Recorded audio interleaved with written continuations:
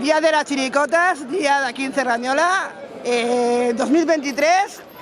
¿Cómo están los ciudadanos de aquí de Cerrañola y sobre todo los del barrio? En el barrio están y supongo que en Tomataló con muchas ganas. Es el segundo año, tampoco sabemos cómo... El primer año no sabíamos cómo iba a funcionar la cosa, vimos que tuvo mucho éxito y hemos querido repetir.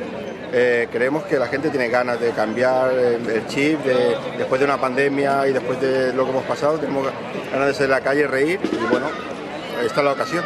Estamos hablando de las chirigotas de toda la vida, las chirigotas del pasacalles, como hablábamos. Es la chirigota, la callejera de toda la vida de Cádiz. Entonces, bueno, aquí se enfoca de otra manera, que son pasacalles igual, pero bueno, aquí traemos la esencia aquella de allí abajo. Este año el tipo sencillo, la ropa del mercadillo, que lo lava la beca. Con la ayuda y subvenciones, que dan a las agrupaciones, que salimos en cana.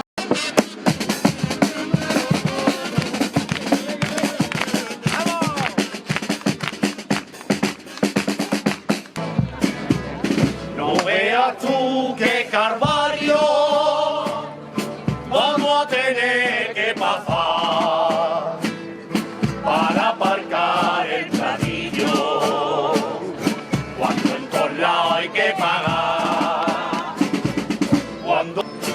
Y vengo porque en mi pueblo la cosa de hembras está complicada. Ando.